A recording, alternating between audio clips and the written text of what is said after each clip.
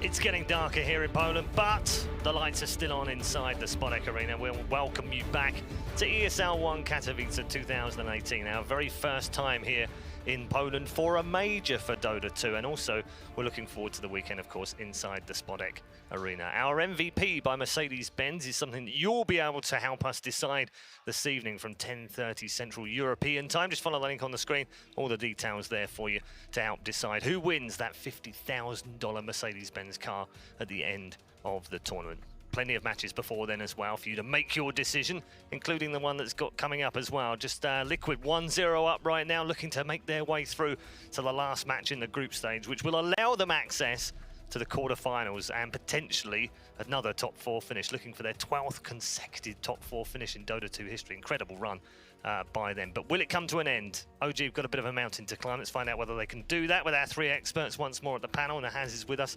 alongside Purge and Fogdan. We'll start with you. It's a tall order now for OG, isn't it? Yeah. But they've got quality in this team. They've got experience. Surely they won't be worried about that. Yeah, I think, again, when this team was first announced, I think a lot of people thought they had a chance to be pretty good. They haven't necessarily progressed, but looking through the numbers with that first match, Purge and I had a lengthy discussion backstage about CK's problems as a carry, but that CK 4.6k hero damage total in that game, lowest of all 10 heroes on the map. Just never really established any kind of presence. Is that why you looked disappointed because you knew I was right? Is that what that was?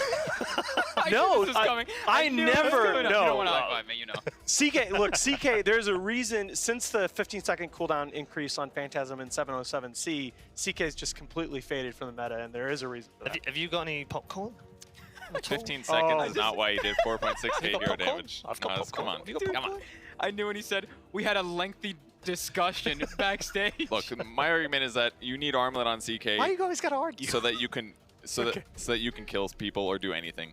That's it. Like, if you don't have armlet, your hero doesn't do damage. You need like level 7 and a free armlet, and then your heroes. The only way he works really good in a tri-lane is if you have a tri-lane with 2 other heroes, and he helps you by facilitating damage and disable. That's it.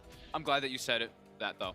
I think that's actually something that they should have done. If they're gonna pick CK, if they're gonna pick a hero that actually needs farm, they have to secure his farm, put him as a tri-lane. I understand their concept, and I think 33 did an excellent job.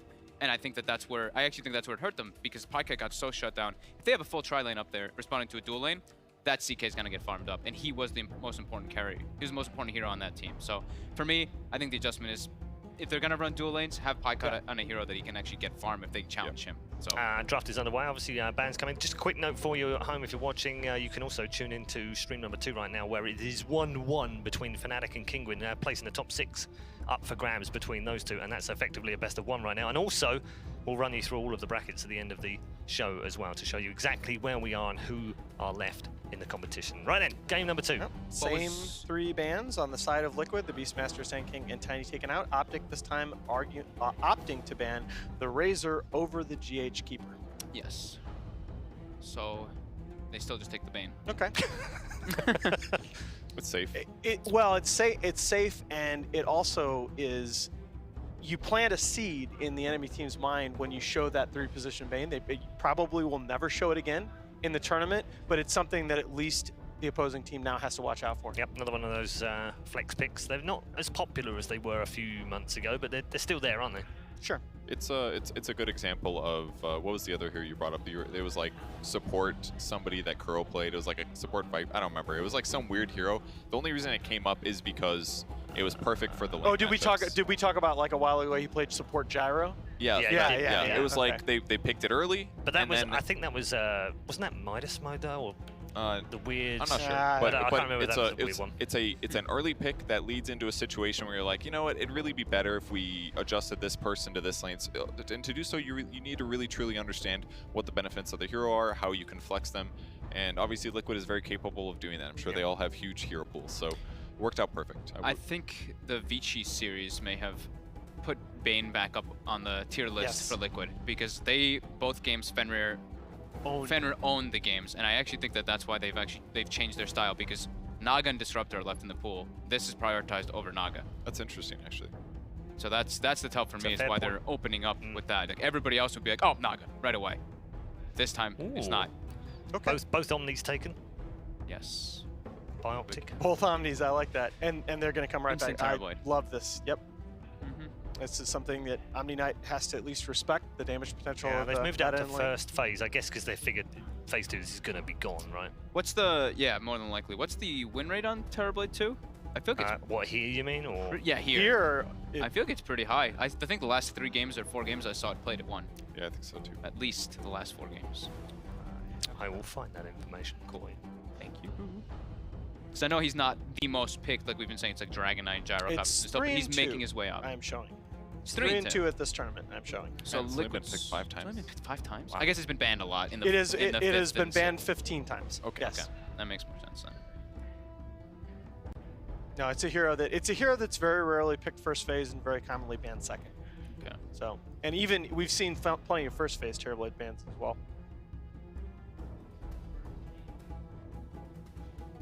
So they end up banning Earth Spirit. Doesn't necessarily tell us anything other than that it can, from range, disable Omni Knight at the crucial moment. Yeah, I also feel like this is it's a little bit of a trap that Liquid set for teams. Well, okay, no, the Bane's not going to be GH, so I guess it's legitimate. I'll take that back. It's legitimate to ban GH heroes here for sure. They have, I mean, they have Omni Knight and Rubik. Rubik gets nothing from Earth Spirit. Yeah, absolutely nothing. Sure, you have your no field to protect you, but it's also, I mean, versus Omni, your Guardian Angel's not going to protect in a lot of the fights, and you can spread the Magnetize pretty easily versus this team. Because now that with the range change, especially too with Omni, you have to get pretty close in the fights to get your heals and your repulse off. Yeah, the Gyrocopter taken out by Liquid was something that I was going to talk about by Pycat, because Gyro to me is at the other end of the spectrum from Chaos Knight. He's a hero that because of that spell damage in the mid game, if he gets a little underfarmed, he can still go fight. Yep. I think they should ban actually, no, just the Gyro's fine. I was thinking a different instance. So this is where you ask, like, do you take out the keeper as well? No, they're gonna. Ooh, that's really interesting. They're gonna take out the puck. Okay. I feel like those 2 picks, so those 2 bans from OpTic are kind of telling. Is it just protecting their Omni Knight, or does it tell that they're going to pick a certain core? Because I feel like they're definitely a team that likes theory-crafted drafts that look really good and synergize and stuff. Maybe doesn't always work out lane-wise like last game, but I feel like it might be telling of a plan they're about to do. Oh, I absolutely agree. You see that and you start asking which of the heroes in their pool most suffer from silence. Yeah. I wonder if Liquid just can still pick up Naga. Oh, they absolutely still can. Especially with Omni, right? You have GA pop sleep, wait till GA's over, you can reset the fight. Always versus those big ultimates, Naga's one of the ones that stands out for me. But honestly, if they Naga, don't you immediately come back with ET again? Because that's 2 high armor heroes in the Terrorblade and the Naga that counters. You don't worry about the armor of the Naga though. I mean, you could still do it for TB, but if anything, you'd be more worried about what Naga does in terms of laning stage harass stuff, and ET could offset that. Okay, there you go. There's your NA staple. IX Mike somewhere is happy, although it is going to be in the 4 position, it looks like, this game. Typically when Enchant is picked is off lane, but because they have an Omni, I guess, yeah, it probably support. It's been ran a couple of times in the NA region, yeah. It's definitely good against TB in early mid game, because TB's HP is really low. His armor's huge, but then you do pure damage, so it's not a big deal. I mean, PBD does run this as a 5. Yep. So, possible. I feel like with Rubik, Enchantress supports the Enchantress is usually going to be the 4, but a lot of draft to go. With this squad, I think Peter plays an N33, plays a more greedy Rubik. Okay. Yeah. Just with this squad. Yeah. I think it depends on team to team. Yeah. But I think with this one, yeah. And they instantly snap pick the Coddle, like you were mentioning. Yeah, I mean, that's the kind of obvious GH hero that's still in the pool, and it's just so hard to play around because it really means that Liquid is able, that Coddle means that Liquid's able to split push for free. Right? There's just no downside of the TB split pushing. You can always be in the fight at a moment's notice. And of course it means I mean, we talk about this on panels all the time. We talk about lane shove, we talk about wave shove, and it's such a fundamental principle. You push in the enemy team's lanes and they are forced to react. Yep. They reveal themselves on the map. They're forced to respond and go away from farming or setting up their own fights. I think the Enchantress is kind of telling of the OpTic's 2 bans as well. Puck would have been hard to gank, or Spirit can react and roam really well. So I think it was them trying to limit the reaction and the gank prevention from Liquid's draft. We've seen this one time and time again. Not here so much anymore, but when Shadow Fiend's picked up, you pick the Viper, the hero that can actually threaten SF in the lane a bit. And the thing now too is that the Coddle Viper combo really screws with the Enchantress because she's going to be blinding lighted, so she's going to miss her imps, and she's going to be probably slowed down, so she's going to have a hard time getting out of the way of that Coddle. And you can apply break. You break. Yeah, exactly. Another toxin, of course. Although it's not that core Enchantress as far as we know right now, so it's not. You're not like so sad that it's like, oh, Viper, I'm a support Enchantress. Can it be without Omni in there? I guess they can. I have seen some supports Omnis ran, but I prefer it as a core because you need Not levels. these guys either. The only way I think they could get away with it just because the cores on Liquid side are not ultra mobile. If it was like a co-op or something, they're gonna kill that support Omni every game. But I feel like maybe it could work here. Yeah, they have. That's the advantage of the Enchantress pick for them. They've run 6 Enchantress games in 2018, and it's been 3 different players that have played it. Zai, PPD, and 33 have all played it at least once. Okay, so 33 has played it a couple of times. Okay. Once, I think. Okay. Mostly Peter, though, right? Zai's 2-1, Peter's 1-1. So okay, all right. You know, I think it. I think it made some sense as a core before the Coddle and Viper combo. That scares me. Mid Rubik. God no. I'm glad that died. Awful. Once they removed the 60 damage perk, it was like, okay, guys, it's finally dead. Rubik Man isn't gonna happen anymore. Move on. Don't. Be Nothing so to see sure. here. Wait, he still has the damage perk. Does he? Yeah, Isn't it HP and HP GPM? and damage. Oh, it's damage. Okay, they removed the GPM. Yeah, they removed the GPM. Damn. It's still dead. I was going to say, it doesn't make any difference. Still It's bad. still In pub, not, in it's pub, still sure. not good. In pub, sure. Yeah. So they banned the brew because they have an Omni Knight. It's just Yep. too risky to have a brewmaster on the other team. Absolutely. But then again, is this our second straight? Is this our second straight game of 3-position Bane? It's not going to be because they don't know what the carry is yet. I mean, yeah, maybe it'll happen based on what they pick, but it's almost for sure support Bane. So last ban gonna target a scary carry that beats. Dragon Knight unbanned? I think so. Dragon Knight's in the pool for either side. I mean, I think you can just pick Dragon Knight in like almost any draft. It feels like lately. It's currently at 78.5% win rate with 14 picks in 2 days. Okay, I think. Venge. Is aggro try? Okay, so what do we think here? We think that's a. Do we think that's a Matu Venge, and a Mind Control Viper? Yes. I'm not. I'm actually not sure. I don't know. That's a bit weird, isn't it? It just seems a little weird to me to commit to this tri-core thing before knowing the carry of the enemy lane. Like, they don't know what their tri-lane is yet. I mean, their usual Venge player is Matumba Man, isn't it? I assume it'll be him. Typically, yes. Yeah. So that would make sense, but then where would the Viper I assume go? the Viper will go mid and But TBC. Mind Control, again, all... Okay. Wow. There's not a lot We should have talked about this. They got Coddle, but they don't have a lot of AoE on Liquid side, so that's potentially a really good pick. And what's the lane matchup going to be? Because that's what we saw yesterday with the Brood. Obviously, you need to kill the Spiderlings, but the Brood just destroyed the Tinker's game when we saw it picked yesterday. Yeah. What's the lane matchup going to be here, and is it going to be that favorable? Yeah, but we're going to have to find that out after you give us your predictions, just to make it a little harder. All right.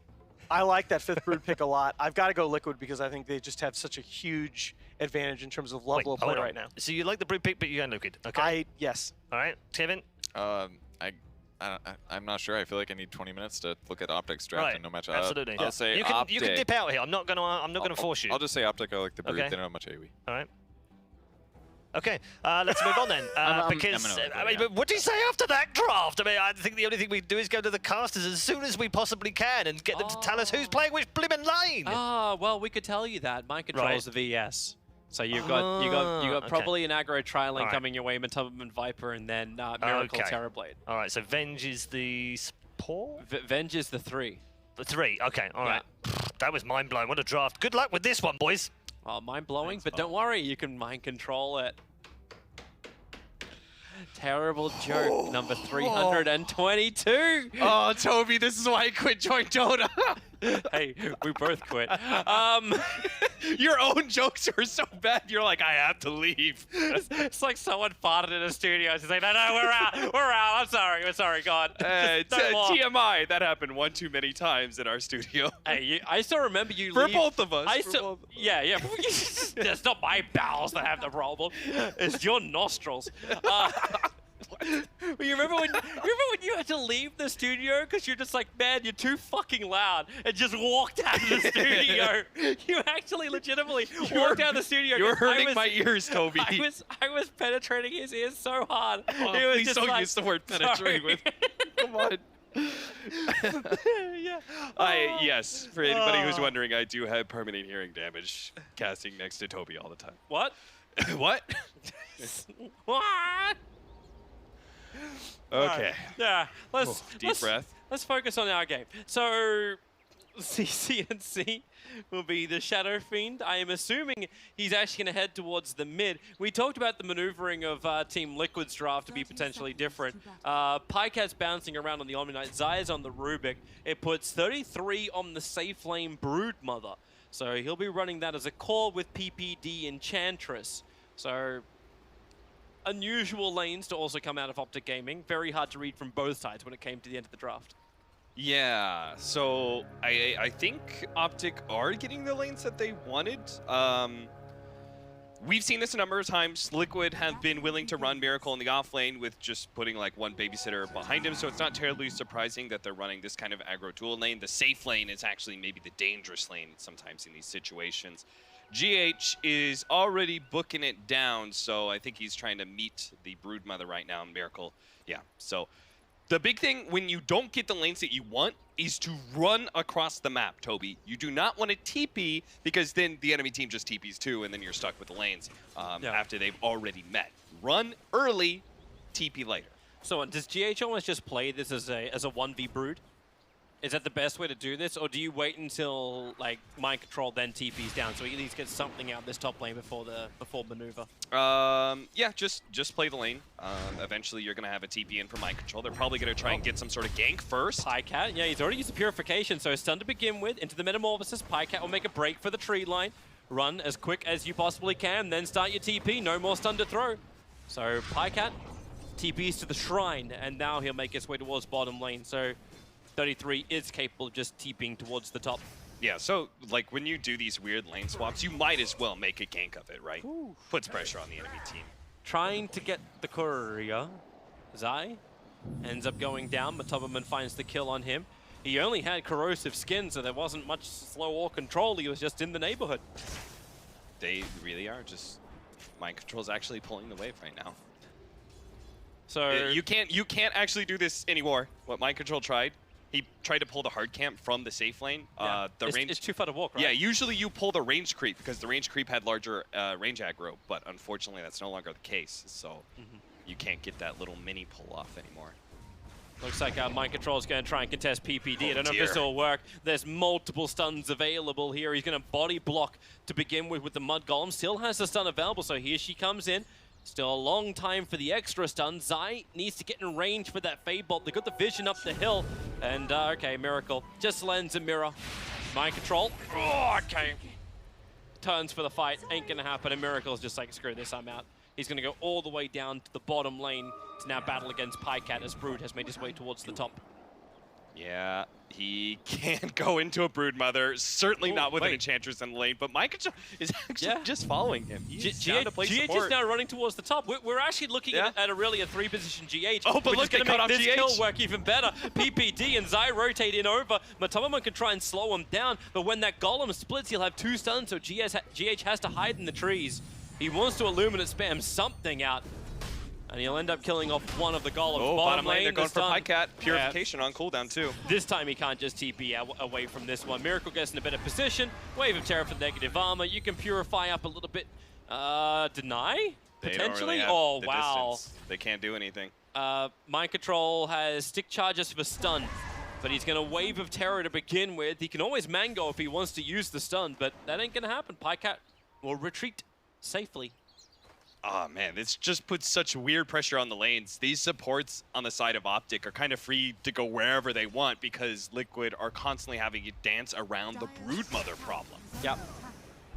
You just got Brood picked 5th. Yep. There is some good ways to deal with it, but only if you can keep him alive. But Zai, as well as PPD, they just enter into GH's lane and then say, wait, nope, this is actually our lane. Get out. And this will allow Broodmother to take that tier 1 tower up on top. Early injection of money coming the way of OpTic from this. And it's not like they're like the one lane that isn't really changing at all is the mid lane with the Vipers versus the SF, but that's not actually going that well unless Matumbamin can actually get a kill here. No, it's not going to be enough. And now he's dead. And he knows it. Yeah. Zai just... Actually, CC&C gets the glory for that kill. With the assist of Zai. Dire's top tower is under attack. Well, this is a lot better gaming for OpTic. You know, I'm almost feeling like OpTic are Naviing Team Liquid. Hey, we picked Enchantress. We're going to rotate really well. We got ourselves a good off laner that's going to play well too. And then people are able to follow through with the draft. Yeah, it's like GH's Keeper of the Light, this weird attempt at making him kind of the core to match up against the Broodmother. It doesn't even beat the Broodmother because this Broodmother will never just leave her babies in lane constantly. I'm like, did Zai not see this? And now stuns, Hadouken available, and PPD's base attack will get the last hit in. And the rotation comes out from Liquid. Those two supports are like, okay, it's all going terrible. Let's just try and gank the SF here. But wait, the SF is jungling right now. Yeah, CC&C has already backed out. He's got one. He's waiting for the 5-minute shrine, which is when he'll get all of his mana back again. And PPD and Zai, they've just set up. Actually, no, I almost want to take this back even more classic. Like, I want to say they're rising this right now. Remember Danish player Rise would always do this with his Enchantress, would always come in and just assault. He'd bring a +1 with him, find as many stuns as possible, and then just zone out the top lane. And normally he'd just win the lane by himself, but adding a Broodmother effect to this, it just seems to amplify the issue. Look at this, he's got so many golems, and he just jacked the siege creep as well. So they can bring that back. If they can get some sort of pick off here, if they can catch GH, then they'll use the siege wagon, take the tier 2 very quickly. And if Liquid choose to bring, you know, like this extra hero at top lane, well, this frees the supports up to go wrap on mid, go to even to bottom lane if they want, see if they can put some pressure on Miracle. Pycat is suffering inexperience. He's been zoned out by the tri-lane that was happening from Liquid, so this is one of the upsides for Liquid so far. He is not too much higher in experience than the supports of Liquid. This is a really good obs and sentry ward out from Liquid. They're able to watch every movement from PPD. But Matumbamin wants to kill over on Zai, and they're going to get it. Zai really caught inside the lane. No way to really throw mind control around after being magic missiled up. He wants the regeneration rune, thinking of the denial. But Matumbamin will find that kill, and all GH is doing is just sitting up in the trees. Luminate spam, push back 33, get some money, get some levels more importantly, because he needs those higher points up in the Illuminate to properly defend the tier 2 tower. Yeah, and he's almost there. Look at his CS right now. He's only 25-0, and that's with getting some Broodling kills. Yeah. 25-0, his net worth is 1750. He's practically half of Broodmother. Yeah. And Broodmother will now take over the entirety of that dire jungle, so he can both constantly threaten this tower, and if like GH is there blasting, whatever, just go farm some neutrals. Yep. This is the time when you wish you had like the battle pass for fantasy points. So you put GH in your list for the amount of CS that he's able to achieve. Because Mind Control's walking around and he's only just managed to leech level 3 7 minutes in from Miracle's lane. I'll tell you, Toby, every moment after, like, December was a moment that I wished I had the Battle Pass. I think the world wishes they had the Battle Pass. I'm sorry, we're not allowed to have seasonal activities anymore. GH is going to die. Maybe a Nightmare from Kuro, but okay. The Nightmare's on 33 after he's thrown out the spawn Spiderlings, and potentially he can keep pushing in. Kuro, no, no. Oh, support life is hard. Meanwhile, Zai, he'll go down on bottom. CC&C's really low. Terrorblade picks up the double kill. He's already committed the Sunder. Needs a distance from Pycat, so no more purification. Magic Missile will allow for this to happen. And with a body block from Mind Control, Miracle will get a triple kill. That will make up for the top lane as he got the big ones too. That was beautiful. Miracle really played that so well with the reflection slowing him down, even turning around and just kind of like taunting the Omni just that little extra bit. It's actually Liquid, despite them getting stomped by this Broodmother, and every single time you look at the top lane, it's like, this is disaster. No!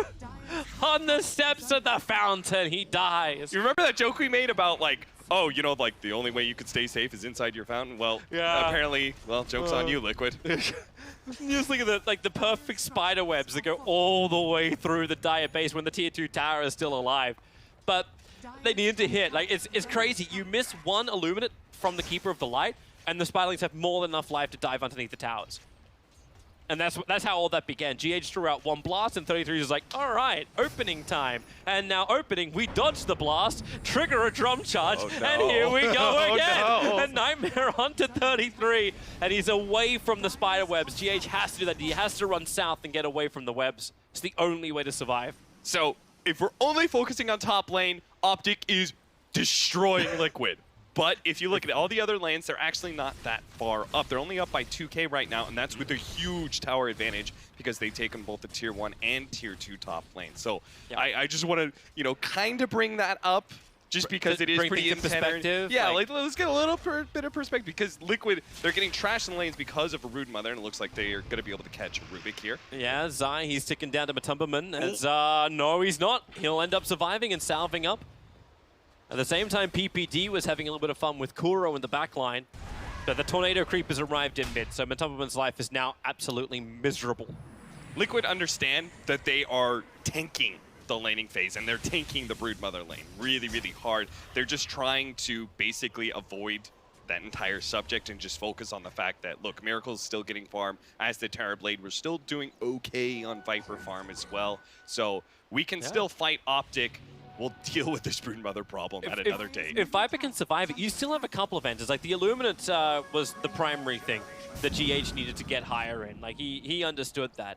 But Matumbaman's also got a small counter himself through the Nether Toxin, having that as an AoE. They can hold the high ground against 33. The question is just how much are they going to be pulled back? If one of the other lanes from OpTic actually went their way too, then this game would probably be going as fast as game 1. But that doesn't happen. In fact, the next pressure should be coming in from Miracle soon, as he does have that level 3 Metamorphosis just itching to be used. This is really annoying. The GH is doing this smart. He really fast pushed up this top lane and went past the webs. Broodmothers hate it when you do that. When they push the lane past the webs, you're like, I don't want to go back and do that. So he's got to constantly be doing this. He's just going to be trying to ease the pressure of the Broodmother lane as much as possible. But Broodmother can go outside of his lane now. He can start invading mid. This is what Broodmothers do best, is I think they control 2 lanes at a time, mid as well as one of the side lanes, and you're going to see 33 start doing that. This is just... it's disgusting to see as a 5th pick. But I'm also interested to see like Team Liquid. Like you know Kuro's got a plan for this one. They were joking around still, Team Liquid, after the Broodmother got picked up, so they understand what they're into. So either they're joking around saying, yeah, this will be quick and we'll get to game 3, or they actually understand there is a way to defend this. So Zai's going to die pretty quickly. The mid tower was being attacked. Quick stun out onto Kuro. PPD's trying to make sure they can't just farm up his wave. 33 is making his move once more. Kuro has to self-Nightmare. Only way to survive this. The Spider, one of them will take it off, allowing 33 to get the last hit. But now, on the run, underneath the Nether Toxin, he's back into the web now, but the damage is still enough. Matumbaman will end the 5 mega kill streak, and they swap Zai in. Didn't this all begin with the death of Zai? And it will end with it as well. Critical error there. That was a good amount of gold as well as experience, being able to get that Broodmother kill. 33, just a little bit of mismicro. If he just stayed and kept his hero inside of the web that was next to the tree, and then just thrown his Spiderlings out at the support hero, then he would have been perfectly fine. But unfortunately, got out of his own web, couldn't get back into it fast enough. That issue of trying to just change lanes and not having all the webs set up, because he's still got 3 webs sitting inside that top lane on, well, I say inside the top lane, inside the Dire base. So there are paths for him to move through the jungle, around the mid, and then up to the top, but Team Liquid have shown they got a little bit of bite in them. They can still fight back when that Yasha arrives out for Matumbaman. You got now a 4-staff as well for Keeper of the Light. GH going for his old standard kind of thing, which is to have that Aghanim Scepter as quickly as possible. It's a very clear plan from Liquid. This is like this top half of the map. It's like the quarantine zone, you know? Like nobody goes in there. It's just disease. No one goes in. And they're just focusing on making sure they don't lose their mid tower. I think their mid tower is so important to being able to control this game, make sure the Broodmother doesn't take over most of the map. Is this why Miracle's like just farming up Radiant jungle, preparing more illusions, ready for a push in 8 seconds when Metamorphosis comes off cooldown? Or when PPD walks into him, that would also work, but PPD walks back the other way. Mind Control gives the vision. They get a little bit of a quick slow. They need the follow-up stun. And Miracle, well, you know he wants to push. You know he wants this tier 1 tower. So they kill off PPD nice and quick. No support is really here yet. Zai in through the backlines with the Fade Bolt. Again, Viper destroys the Enchantress now, being able to break the that attack speed slow. CCNC, he needs to help out Zai. So much damage. The GA is here. Mind Control will already take a fall, and CCNC can go to work. He's right on top of Tubman. A Yule Scepter up. It's allowing CCNC to prep. Or will it? No, it's not. It's Kuro with the Fiend's Grip, trying to buy space, but not enough. 33's in through the rear, so goodbye, Kuro. It's not like he's died enough times. He's 0 for 4 now on this Bane. When they were playing defensive, it was how they were able to kind of lure the Broodmother into bad situations. But when Liquid start pushing a little bit too far forward, the wraparound from the Broodmother becomes all the more effective. So unfortunately, that does mean they're going to lose their tier 1 mid tower as a result. They're really hoping to be able to keep that one for as long as possible, especially since Miracle has struggled to be able to take away that tier 1 safe lane tower at bottom. That's a fantastic Observer Ward behind the tower. It's allowing them to know exactly when to pull the spiders away from GH, and now when they can go on Mind Control. A quick blinding light as GH triggers up the ultimate. Illuminate once more, so OpTic will back out. A lot of safety. They stopped the smoke of Decedent. It's on cooldown for 1 more second, but you know after they clean this wave, they're definitely going to be looking for a fight. Or are they? They're actually splitting 4 different ways. So fight no more. Miracle to farm. Miracle to build Radiance. Nox, I'm gonna need a stat that breaks down that stat. I'm not sure what it was supposed to mean. Oh, they caught CCNC. Yep. GH brought Kuro up to the top. They need vision. They need the grip. Oh no! The Nightmare was starting to be channeled. That was so important to get a kill like that. Oh dear. That would have bought him so much space as well. But it's still working. Like, okay, top lane fight happens. It brings the attention of everyone up there. Miracle just needs 20 gold, and he actually has the Relic, which means Radiance is up. They have more of a passive way to deal with that Broodmother. And it's not like there's easy answers as well to that Radiance. So, does the Terrorblade, is he able to stand in the Broodmother? Oh, he broke the smoke. He broke the smoke and picked up an illusion rune. But this tier 1 tower is getting completely nailed. It's okay. I think Liquid at this point in time, they just try and swap it out. They go for pushes of their own. They just always be on the opposite side of the map as OpTic, as often as possible. And then just let GH do the delay. Okay, well, you exactly. Okay, he stole Chakra. That's not actually a bad ability for Rubik to steal. He probably would have preferred the Illuminate for the push, but enabling your other heroes, that's the life of a support. Yeah, you can. But Tubman's almost taken out that top tower. And Brood's onto the mid. Okay, I think they definitely saw PPD plant that ward. Mind Control's got a sentry up his sleeve. And every single time they move like that is they move the spiders away. It's like they just plant that ward perfectly behind the tower to know when the Illuminate's coming from GH.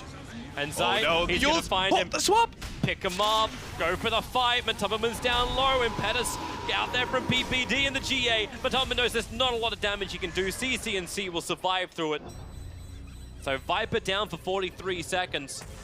That was almost super clutch by Mind Control. He almost stopped the channeling of the ultimate twice. Once with a swap, and then the Magic Missile was just a little bit slow.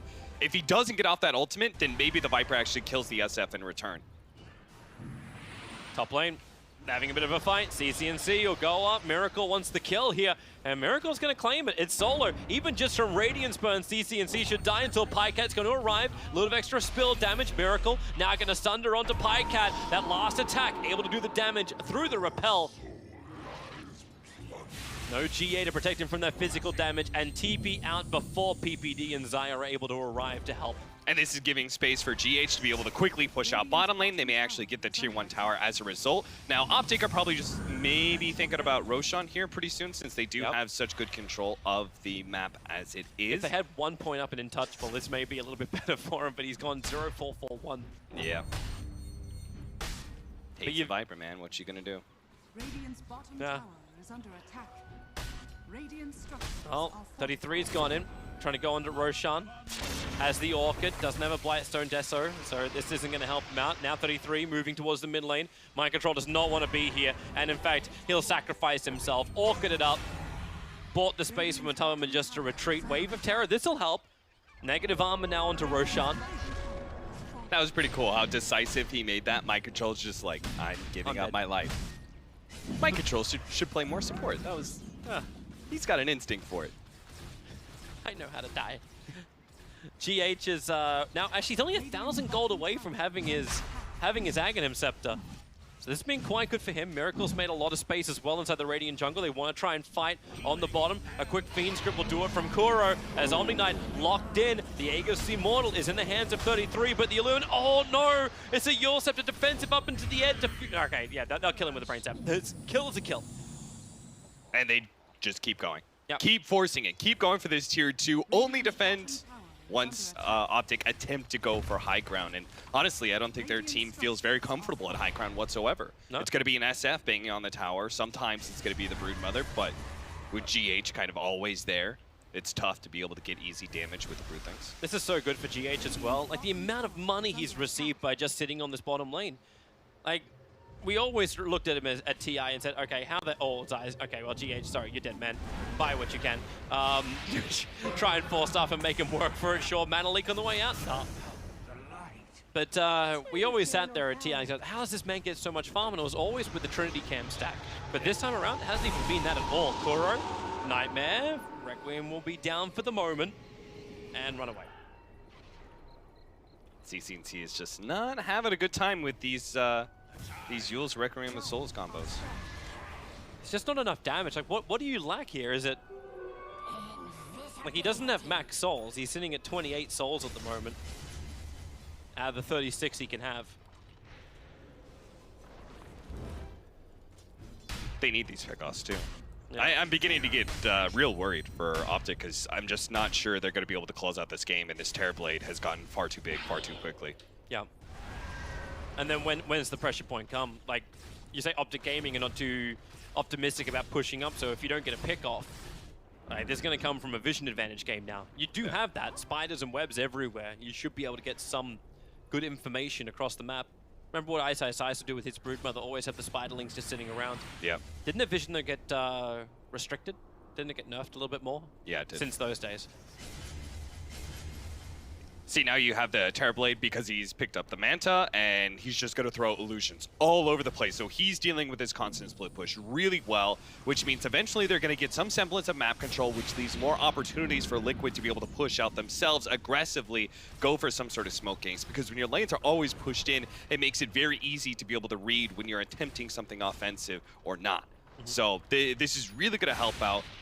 OpTic, I think, need to be able to find certain pickoffs and allow them to go high ground fast. Like, I'm talking the next 5 to 8 minutes. Liquid looking for the fight. Mind Control. Oh, he's just out of range of the swap. He's still only a level 1 swap. So, not a happy day for Mind Control. But happy day for GH. He just got the money for his Aghanim Scepter. And that is another threat when it comes to pushing high ground. Zai jumping in quickly. The Nightmare, however, protecting Mind Control for the moment. The Orchid, there was almost no damage done during this. He wants to try and swap, at least try and find some way to survive, but it will not happen. This is great for OpTic now. They make a small window of opportunity to get in. But the SF is already TPing home to the top lane. GH, you were mentioning it before, he's quick to push out that top lane. He was very quick to come back after he gave it enough of a nudge. Yeah, and he can even like do these situations where he can start pulling Miracle around the map and giving him better positions to set up for his illusions to be able to push out other lanes or farm other neutral areas. Hell, right now, look what Miracle is. He's on the safest part of the map. It's in the deepest part of OpTic's jungle. Yep. Because they're all trying to push forward and keep themselves right in front of the Dire base. He doesn't even have a TP scroll. Like, he's walking around, he just turned his Radiance off and is hiding. Oh, they found him. The Observer will see him. And Miracle, he wants to run, but the Nightmare is out. Support is coming in. Damage on him. Oh, they're trying to recall him? Yeah, they got damage on him. So recall won't happen. Miracle, he can at least make some illusions, but here goes the Yules, wind up, and boom!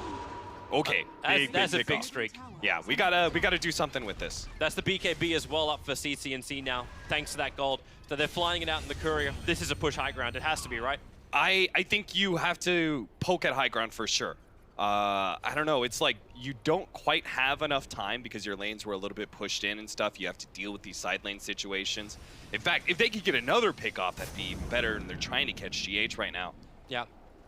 He's still blinding light, 4-star potential TP away. So Zai is finding everyone, man. Yeah. Quick little mirror image. CCNC wants to go for more fun. There's that blinding light we're talking about in GH. 4-star down TP, and he's got enough for telekinesis, and they commit the Eul Scepter too. So GH will fall up on the top, brings our attention back towards the mid lane, where now 33 will feel like he's got a good opportunity to try and find someone, but all of Liquid are back in the base. It's so hard, though, because you're pushing into a swap. You have Nether Toxin that's going to be laid down in front of the push, and then you have a Radiance carrier as well in Terrorblade who could just put forward some Radiance illusions. So, again, you still can't go for the high ground just yet. But you are controlling the game. You are controlling the map. You forced Liquid back onto their side of the map instead of, you know, what Miracle was doing, which was playing in the Radiant jungle. That is an upside. The downside is now you even play the vision game. So Keeper of the Light wants to come out and during this daytime. There's still another 3.5 minutes before we'll hit that nighttime phase. But by picking up the gem, which he just purchased, this is now going to remove all aggressive vision from OpTic Gaming, no matter where it's going to be, as long as they can just get out far enough. Lotus Sword pickup for Pycat, an attempt to stop the Sunder from Miracle. There's also Fiend's Grip, as well as Viper Strike. There's actually a good amount of single target, even the swap, actually. And they just keep that pressure on bottom lane. CCNC went down there to defend, and there's the recall ability of GH to bring Miracle straight back into the fight. So this is basically a single core Terrorblade. I'm wondering whether or not OpTic's lineup with the SF Broodmother and then this Omni Knight, if they can actually just outscale a single core Terrorblade. I'm thinking that Liquid may be strongest when they have Scotty. Is it actually going to be full single core? Because I'm looking at Matubman looking to pick up like a Nullifier. Like, this Viper can eventually move in. Yeah, he'll be kind of like a supporting hero for sure. He will definitely be able to output some damage of his own, but it's going to be kind of paling in comparison to the total damage that Miracle does in fights. Zai looking for the pickup. PPD, Mana Leaked and Blinding Light, already down to very low mana. SF winds up for the Requiem, but the Fiend's Grip, Kuro holds him there, wielding in that 10-second BKB is not what they want to have happen. And now Liquid on the run. The Orchids onto the Keeper of the Light, removing that sustain that's coming from the Illuminate. And here goes another one. This is going to be huge from CCNC, hitting everyone from Liquid. And GH, nothing he can do to survive. Liquid, they force the issue, and OpTic force it straight back down their throats. Great steal there from Zai. Managed to grab the Fiend's Grip, blinking forward, and then grabbing the Terrorblade like that, setting up for that Shadow Fiend ultimate. It's hilarious, though. CCNC still kills himself because he kills the Vengeful Spirit, and then his illusion comes back and kills him. So, you know, he's dealing with so many illusions, whether it's a Reflection or the Vengeful Spirit. They could finally push high ground, though. Maybe they can force a buyback. Maybe Liquid just hold on to it and say, whatever, we're just going to lose a tier 3 and maybe a range rax here. No, they can't afford pickoffs. This can't happen. The Blinding Light, actually from Zai, pushing Kuro further away, and Zai says sorry, rightly so. Viper is back alive, Terrorblade in 7 seconds, and thanks to the fortification that's still up, that tier 3 tower only took half damage. VS was looking for a swap back, but it's still only level 1 on the Nether swap. Yeah, I guess without their SF there, they're pretty lacking in the physical damage because 33 doesn't have like the Desolator build or something like that from the Broodmother. Nor do I think he should have gone that build. I think this focus on the Disable of the Orchid, BKB, and now an Assault Cuirass is next item. I think those are all the right item choices. So Team Liquid, they can't afford to have something like that happen again. This advantage is just really starting to streamline up towards OpTic in both gold, as well as the experience graphs. If they have any tomes, I think they should give it to Terrorblade. Him getting Scotty and him getting level 20 for the -10-second reflection cooldown are so important for these fights. Let's just have another little watch of this engagement again. So Matumman, Nightmare on him. And then the jump forward, Zai, hold him in position and allow CCNC just to wind up and let Look rip. at CCNC and look how high HP he was between the blast though, the reflection, everything else. Yep. That's why the reflection is so important in this game, because it destroys almost every single agility hero in the game, especially heroes with auras. That's why you saw Miracle actually, he leveled that up before anything else. He went straight up for the reflection conjure image before he even maxed out his metamorphosis. Radiant's bottom tower Miracle. is under attack. He's being pulled back. Mind Control can sit down here. He'll be the next one to pull out once SF bails on the idea of pressuring even harder.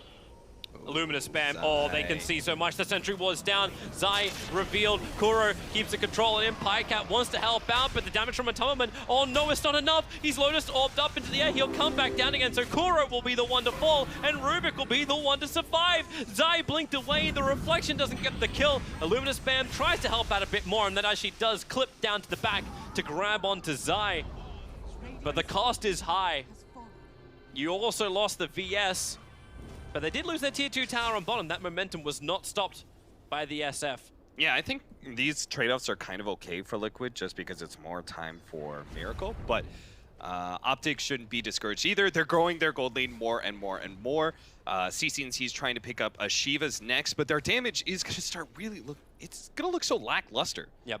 Right? We're all about this one big combination from CCNC, but it means we're having less and less physical damage. I mean, later game, you're just going to look worse and worse. Do you actually have the ability to even secure the kill? Like, now you have the Skadi on Terrorblade. He's up to almost 2,400 life, sitting at 33 armor, just passively running around, looking to a BKB next. How do you stop him from getting his Sunder off? How do you ensure that you actually get the kill on him? Where's the chain stuns? Where's the control? Well, a couple things is the big focus on the magic damage coming off the SF means the reflection is a lot less useful. Oh, Lotus CCNC. Orb is No! your guard.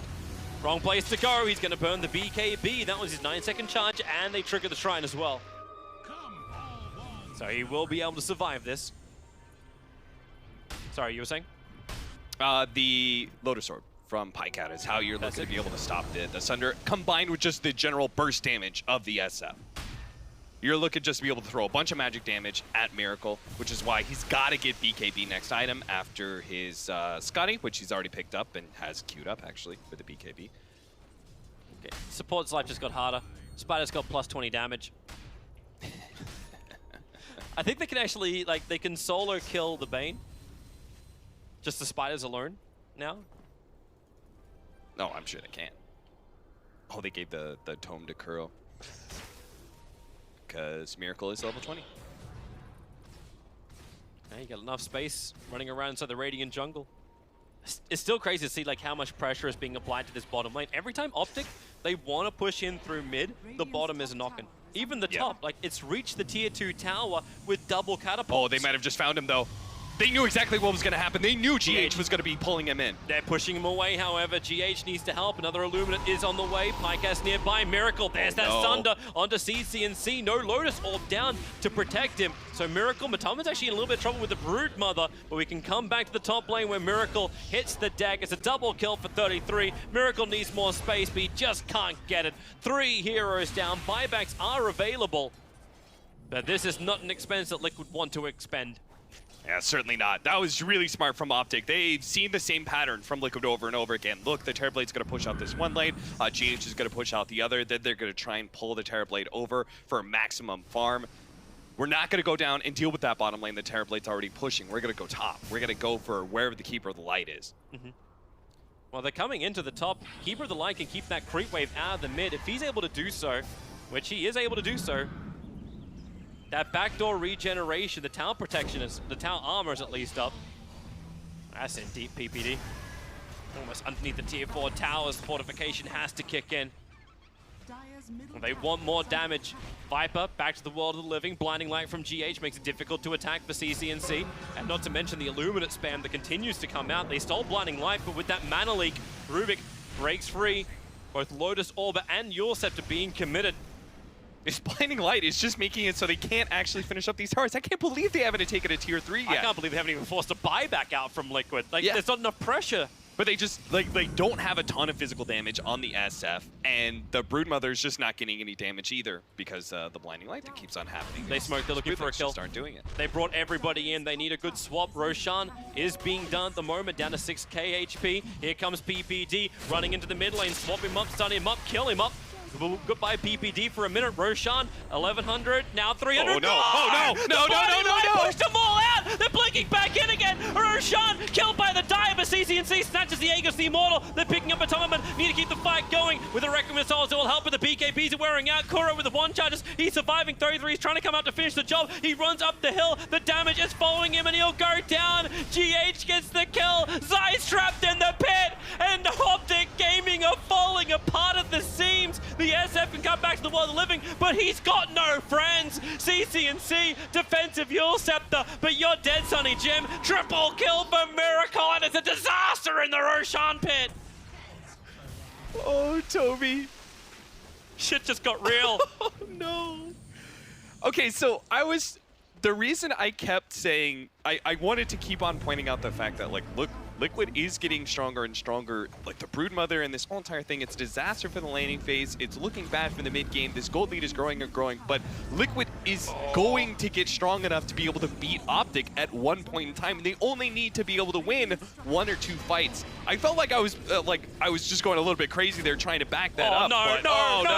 No, he can't die right now. CCNC, the BKB will pop. Cheese. He does have cheese available. Enchantress caught in the back, but now we just start making copies of copies of copies. It's the Clone Wars in the mid lane as OpTic limp themselves away to safety. 33, he's going to burn his own BKB, looking for the kill on Kuro, but once again, Kuro survives. They have the medic on the back line as GH, the blinding expert, and the all-time medic, the keeper of all lights, GH.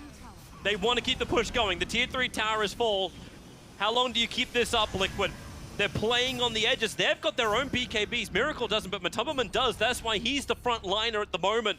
They've got the sustain from Coddle. They should just keep poking at OpTic until they make a mistake, because after all, there's nothing OpTic can really do. They have to either fully commit, and they're going to be committing into a Keeper of Light with Aghanims during daytime. 1 minute until nighttime. That's it. Just wait out the clock. That's a horrible situation to think you're in. Force tough, but Tomerman brought in range of the range racks, tried to pull in deep into the tier 4 towers, but the Illumina spam's there. Mind control, swapped out, sacrificing himself, the Blinding Light pulling him in deeper. CCNC, he just wants a Requiem. It's only got 28 souls up his sleeve, and the Blinding Light again, and the Illumina spam. It's unbelievable. PPD's gone. CCNC, a very ineffective ultimate. He is not the right type of Pokemon for this battle, and you're going to have Liquid move down both south and north. They're splitting OpTic up. Okay, now they're all going to go down south. They're going to go for the second lane of racks.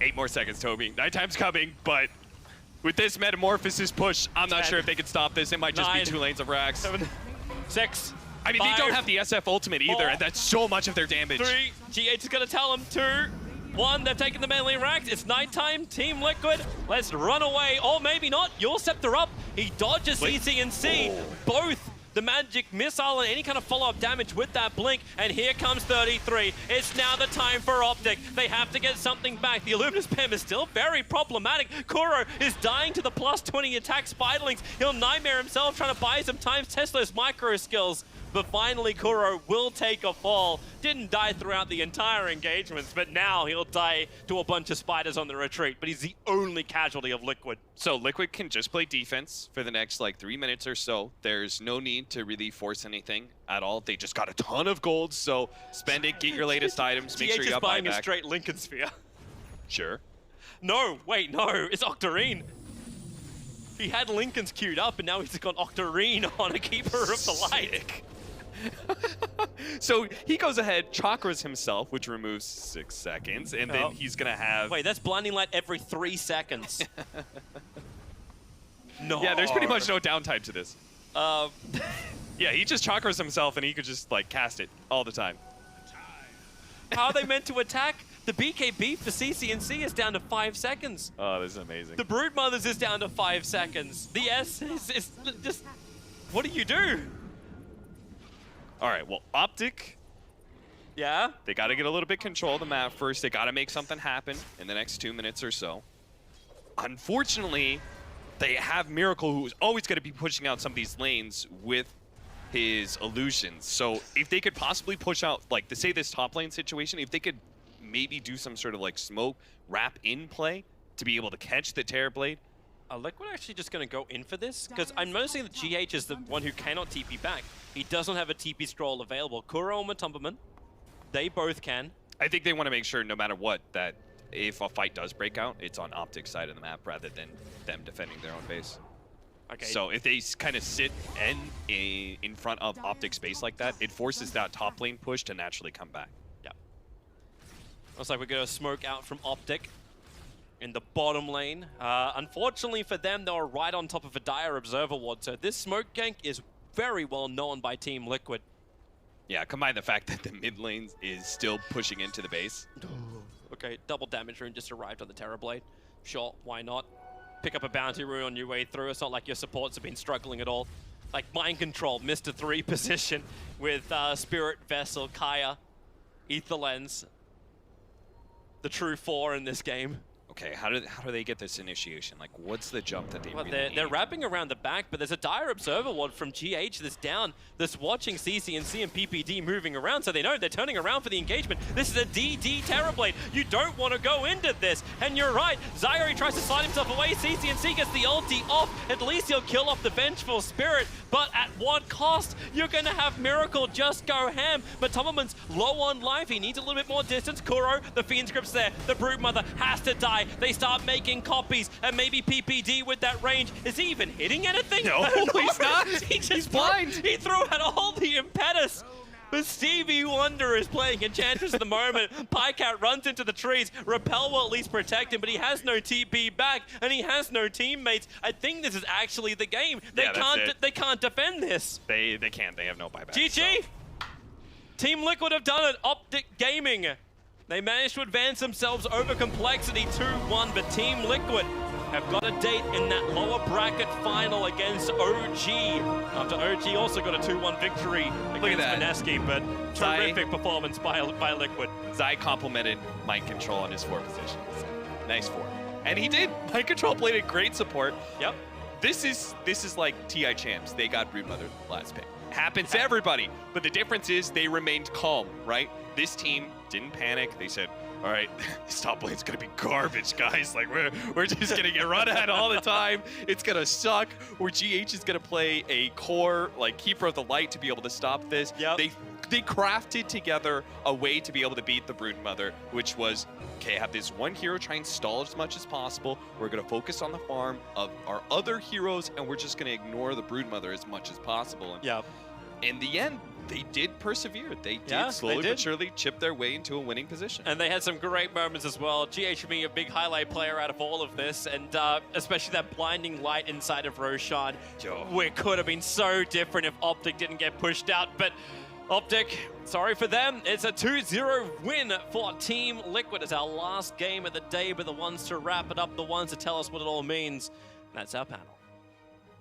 Vodafone presents the post-match. Indeed, the post-match breakdown, and we'll also break down day number 2 here at ESL One Katowice as well. Bring you right up to date with all of the bracket results and show you where all of the teams currently stand as we head towards day number 3. And we'll bring you up to date in terms of the matches that you can expect to see here on the main stream tomorrow as well. Before all of that, let's break things down with our panel members once more. Great performance by Liquid. I want numbers. Alan, give me some numbers. How much healing did GH do? How much damage did GH do? Give it to me, come on. I will have that for you in just about 30 seconds here when it parses. Fine. But man, oh man, the GH Coddle 23-6 in his career. Just numbers incomparable to anybody else on the hero. And that blinding light in the Roche pit that saved the game. That is for me, that's the play of the tournament so far. This is my favorite thing about the game, the spider trains that kept happening. Oh, God. When he puts another net down, I was so happy. I was like, it's gonna keep going. GH dies, and as soon as he respawns, he buys a smoke, because he's like, if he's doing this dive with the spiders in, I'm smoking, I'm living. Yep. And then it didn't actually end up happening. They actually learned how to beat it. They was run somewhere where there isn't nets. Yeah. Don't run straight to fountain, turns out. But I think the big thing too is show GH almost immaculate performance on the Coddle. Got picked off a few times, but Miracle's Radiance build. I think this was the perfect item that he needed to get in order to deal with this Broodmother, so he can farm, split push the map without showing his face. It was interesting for a couple of reasons, because it worked against the Brood, but it also set back his BKB. And OpTic went these multiple Eul Scepters as a solution to the fact that their lineup was very light on disable apart from the Rubik Lift. And so before Miracle got that BKB online, it just felt like he would just blow up in these fights. But that BKB came just in time, and all of a sudden OpTic had no answer for the Terrorblade BKB. Yeah. What are you going to say, Kevin? Sorry the crazy thing is, it wasn't necessarily just about the Radiance, it's that Miracle was the God, only player in his team that actually did well in the early game. Everybody else, except for maybe Matoma Man, had a terrible game. Like, Brood actually owned everybody, but like that crucial play, for example, where the Terrorblade was in the early game, he ended up getting the double kill against CCNC, and the Omni Knight while barely surviving. Moves like that, if it went the other way and Miracle gets killed, I feel like OpTic would have been able to close the game out, because that's the thing the lineup doesn't do. They can't kill buildings, they can't really kill tier 3s. The one time they could have, where they won that big mid-game fight, Shadow Fiend did die to the auras, so he wasn't able to be there to actually slap towers, and that was like their moment, I think, to probably go high ground. OpTic, obviously, they go home at this point. Is that as good as they could have expected in this very tough tournament? I mean, I certainly think that given how they were playing going in, they came in as the third best team in the region behind EG in complexity. I think you have to be very pleased that they managed to take call out in that lower bracket, and that they had an outdraft against Liquid in game 2. And really, if not for that spectacular Roche pit play, I do think that they win that game. So yeah, I think it's something to build on, for sure. Something to build on, but I'm sure they're still... Yeah. I mean, they're high-level players, and they do want to advance, and they're used to success. So I'm going to guess they're not very happy. But in terms of what we expected from them, it's about right. The numbers, maybe a little bit above. I think that it's... I kind of thought maybe they might pull a little bit ahead, but they just got put in Liquid in lower bracket, right? Like, you wouldn't expect to face Liquid. They were probably expecting to face somebody completely different. Yeah. So, yeah, I feel a little bit sorry for them, just because. Do you want to wrap up the numbers, Alan? The numbers, by the way, on the GH Cattle, 19.2k hero damage is second only to Miracle's 32.7k, and 16.3k healing. That's more. 16. That's more damage. That's more damage healed than any OpTic hero did, except for the SF. Yeah, that's sounds about right. All right, we'll give him MVP for that game, then, shall we? I think so. God. Talking of moments, we've also had our play faster moment today. There's been a number of them that have come through, but this is the winning moment as far as play faster is concerned, presented to you by Vodafone. It was, of course, the newbie first blood earlier in the day, and this is the play. 5-man smoke. Dendy collecting his own bounty rune. This was really cool. They actually they'd intentionally showed the Underlord bottom at the bounty rune to sort of throw him off the idea of the smoke. And you saw that they peeled one player to check for somebody by the Radiant Ancients and brought the 3 behind. I thought that was a really good rotation. I haven't been seeing so many mid laners grabbing the rune though. That was the big thing for me. Is I've been seeing a lot of the. It doesn't matter who grabs it anymore. So you see a lot of these supports. So you don't actually get that, and so you get your mid block. Yep. So it was a little bit. I was a little bit surprised to see him actually there. Maybe some tactical advantage for Na'Vi to spread out like that, look for the enemy tri lane, see where they're going, something like that. Yeah, I mean, the point of that is that it's the fastest player of the day. Yep. I don't think you get much faster than minus 25 seconds before the game starts, right? That's fast! Okay, so newbie win that one today. We'll see what happens tomorrow as we continue through. Let's take a look at the brackets for you and bring you right up to date as to where we are. Group A's bracket looks like this. We're still awaiting the Vici Gaming versus Virtus Pro game. That will decide who goes to the semis, who goes to the quarters, but they're both guaranteed to advance into the knockout stage. In the lower part of the bracket now, that one is almost complete as well. Just one more match to go, and it's OG versus Liquid. The old major champions versus the current #1 in the world, if you like, going head-to-head for a place in the quarterfinals. Not even the semi-finals. They've got another match to go before they get there as well. So that's looking really cool. That's Group A. Let's take a look at Group B. They've also been playing their matches out today, although they are a little bit behind in terms of the amount of matches they've played. A lot more to come on that one. Secret will play Fnatic in the Group B upper bracket final for a place in the semis and the quarters. They are guaranteed, both those teams, guaranteed top 6 finishes. That's fantastic for Fnatic, it really is. They did come through a terrific battle with Kingwin earlier on, which was a 2-1 in the end for Fnatic, and props to Kingwin. They've really put up the numbers at this tournament, yet again showing us that they have got the quality to compete at this level. They would get another chance in the lower bracket against Evil Geniuses, and LGD will take on Newbie in an all-Chinese affair. That 4 will become 2, and the winner of that one will also go to the quarterfinals. I didn't think I'd be so excited for the Chinese versus Chinese there. LGD versus Newbie. That's a real cool match. That's lovely. We just had that at Star Ladder, and Newbie dropped, and we actually went to go hang out with KP afterwards. He's like, so I guess we just lose to Chinese teams now, not Western teams. It's flipped It's the gone the other way. Yep. So that's the one I'm looking forward to. I'm looking forward to that OG against Liquid. Me too. Tomorrow. Yeah. S4 Me too. sitting on 998 career wins. He will go for his 1,000th win against the first guy to get there in Kuro. Yeah, but he has to win. They have to win. like Yeah, they have to win the that. series. Otherwise, They have to win the if they get one game and lose, he's stuck on Ah. 999 and out of the tournament. That's not good. Then it's going to be like some online qualifier game, and John's going to be posting it at home with one tweet. That was his one thing. Everyone's like, guys, it was Yeah, That's it's okay. we don't like care. tier 3 team in the knockout stage or something of some online qualifier. That's weird. Let's show you the schedule for tomorrow as well. We've got 3 more best of 3s to come. Evil Geniuses versus Kingwin will kick us off. We'll also have OG versus Liquid, which will please Nahaz.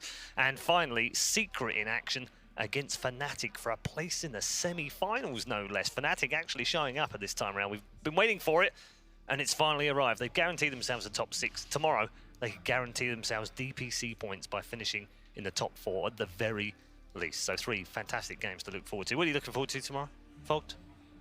Which one? Out of these, Yeah. I would probably say the OG Liquid. Yeah, you kind of have to. All right, he's along the Nahaz train. I'm on the hunt, Kevin? yeah. I'm curious about the EG Kingwin one. I think it's There's maybe not the potential for most upset there. prestigious, but yeah, maybe. I think Kingwin is looking decent. Yeah. Yeah. And maybe I would say EG is definitely the better team, but maybe EG falters a little bit. It'd be cool to see an upset. They're still but finding their feet, aren't they, with that new mixed lineup with the new player and changing roles and stuff. So that's an opportunity for Kingwin, isn't it? It's definitely a possibility, and it'd be awesome to see them make it all the way to the stage matches. Yeah, it's good stuff. I had another great day today, Alan.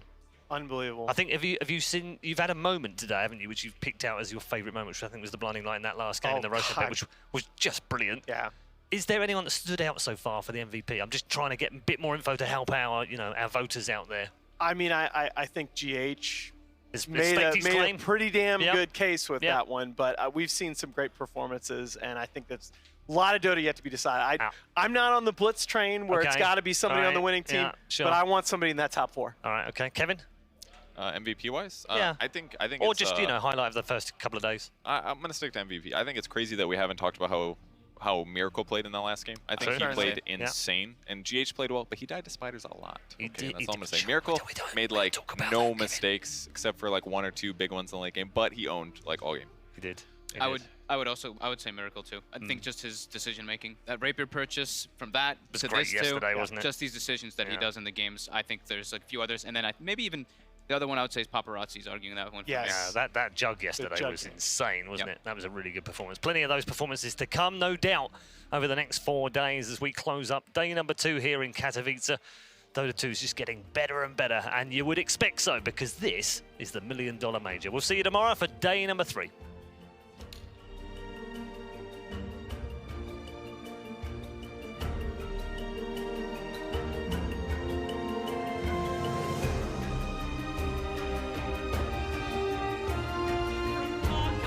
Navi, stoned to death. There goes your Chrono. In the middle of the Chrono. This Roshan is so low. Here comes the call down. They are aware the pit's going to connect in. The Burrow Strike as well. They're all in. Roshan eager to want to snatch by Crystallize. But now SCCC, he opens up. The Brewlings are practically all dead. And the rest of Navi will join them too. The epicenter damage is echoing after the death.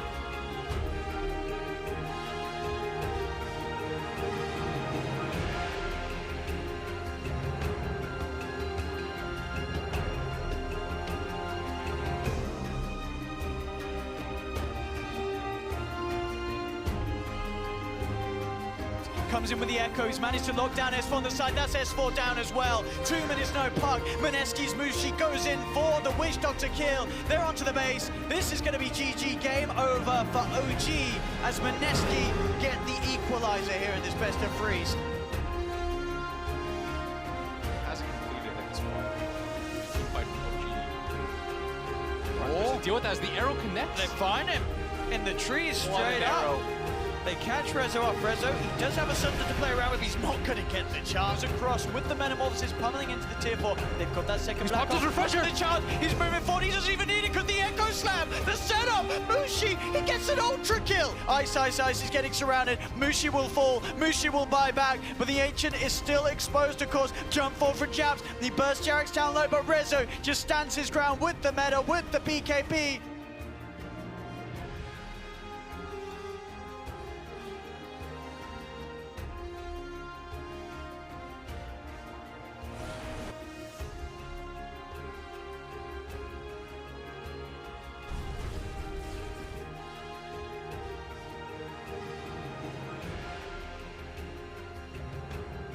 It's actually Liquid, despite them getting stomped by this Broodmother, and every single time you look at the top lane, it's like, No, this is disaster. No! That sustain that's coming from the Illuminate. And here goes another one. This is going to be huge from CCNC. PD for a minute. Roshan, 1100, now 300. Oh, no. Oh, no. No. Pushed them all out. They're blinking back in again. Roshan killed by the dive of CCNC.